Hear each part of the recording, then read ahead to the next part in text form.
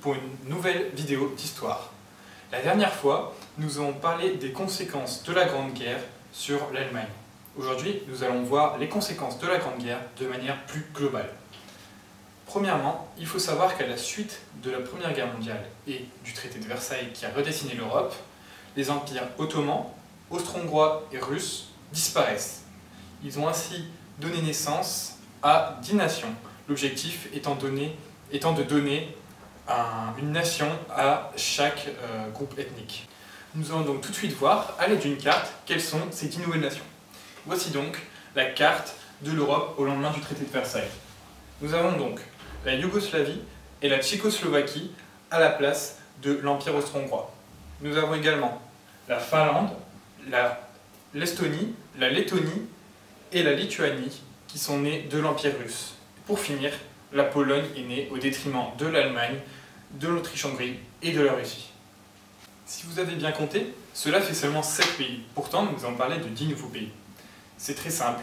En réalité, les 3 autres sont l'Allemagne, la Pologne et la Turquie, qui étaient autrefois des empires, mais sont désormais limités à leurs simples territoires nationaux. Nous avons donc vu comment le traité de Versailles a redessiné l'Europe. Toutefois, ce n'est pas tout ce qu'il a fait. Il a également donc déjà eu, nous l'avons vu, des conséquences économiques, notamment pour l'Allemagne, mais en plus de cela, il a également créé la Société des Nations. C'est quelque chose qui a été très fortement inspiré des 14 points de Wilson, l'ancien président américain de l'époque. Ce que l'on appelle 14 points de Wilson est le nom donné au programme de paix du président américain Wilson. Il s'agit d'un programme vraiment idéaliste. Il inclut donc 14 points et il avait soulevé un énorme espoir de libération pour les pays colonisés. Néanmoins, seuls 4 de ces 14 points furent respectés, dont notamment la Société des Nations dont je viens de parler. Il s'agissait donc d'un organisme mondial qui avait pour mission de contrôler le désarmement, également la résolution des conflits par la négociation et l'amélioration de la qualité de vie dans l'ensemble du monde. Ce que l'on appelait donc Société des Nations peut peut-être vous faire penser à ce que l'on connaît aujourd'hui sous le nom d'ONU. Mais pourquoi la Société des Nations n'a-t-elle pas survécu? Bien, c'est très simple. Premièrement, la Société des Nations ne disposait pas de troupes armées. Elle avait donc déjà bien du mal à faire respecter ses décisions. De plus, bien qu'elle ait été inspirée d'une décision du président américain Wilson, le Congrès américain a refusé d'y adhérer, tout comme il avait déjà refusé de ratifier le traité de Versailles, tout cela en opposition à Wilson. Au final, avec une Société des Nations qui est en quelque sorte impuissante et un traité de Versailles qui a créé des mécontentements, il y a déjà des tensions au lendemain de la Grande Guerre. On peut déjà notamment le voir avec le fait que l'Italie était mécontente car elle n'a pas obtenu les territoires qui lui étaient promis. Il y avait également d'autres pays qui ne reconnaissaient pas leurs nouvelles frontières, comme notamment l'Allemagne.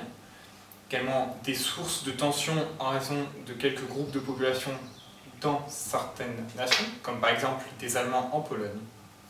Au final, il y a déjà de nombreuses frontières qui ne sont pas reconnues et dont les pays essayent notamment de les faire changer.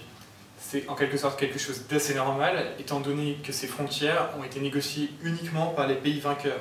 Donc, les pays qui sont eux-mêmes concernés, dont il s'agit de leurs frontières, n'ont pas eu leur mot à dire sur ces frontières, ce qui peut expliquer leur mécontentement.